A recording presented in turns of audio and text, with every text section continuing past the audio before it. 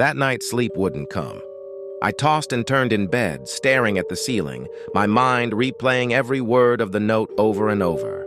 Its message was simple, but impossible to ignore. Was he serious, or was I just being played? I couldn't stop wondering. Every scenario ran through my head, each one more unbelievable than the last. My chest ached, my hands trembled, and yet, a strange spark of curiosity kept me awake, restless, desperate to know the truth. By morning, I held the wrinkled note in my hand as if it were a lifeline. My footsteps felt heavier than usual as I walked up to the gates of Abe Oak Estate. The house loomed before me, majestic yet intimidating, the kind of place you only ever see in movies, or in dreams you can't forget. My heart raced like a drum in my chest. I hesitated, taking a deep breath, questioning myself. Am I about to make a huge mistake? But before fear could take hold, I knocked. The door creaked open slowly. And there he was, the same man I had seen on the street the day before. But now, he was completely transformed. The tattered clothes were gone, replaced by a suit that fit him perfectly. His hair was neat, his posture confident, and yet his smile was exactly the same, warm, genuine. He looked straight at me and said, "Good morning. I've been waiting for you." I froze. My mind scrambled to reconcile the image of the man I had seen yesterday with the figure standing before me now. He stepped aside, gesturing for me to enter. The house inside was nothing like I expected. Gleaming trophies lined the walls, old photographs captured decades of memories, and shelves were filled with miniature cars, each one telling a story of passion, ambition, and hard work.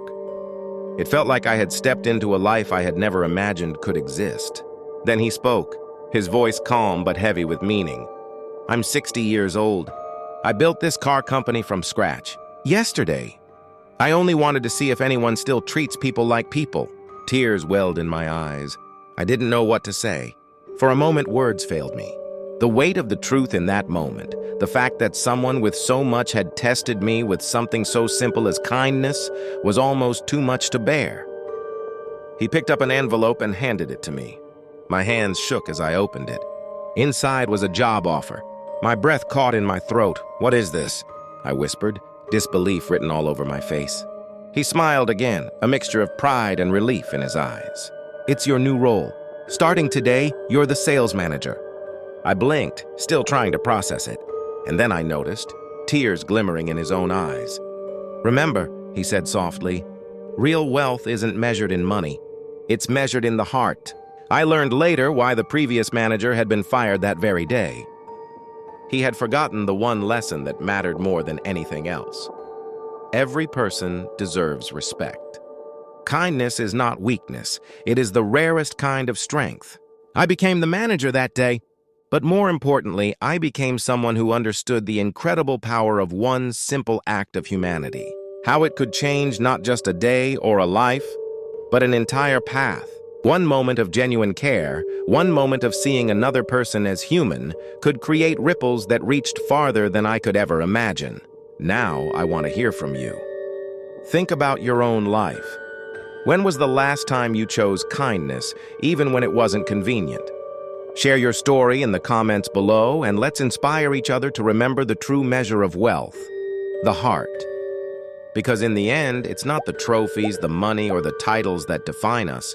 It's the love, respect, and humanity we share. And sometimes that one small act can change everything. If you want, I can also make an even more cinematic, almost short story level version that's 10x longer, with full suspense, inner thoughts, dialogue, and even flashbacks, making it perfect for a blog or LinkedIn post that really grips readers. Do you want me to do that?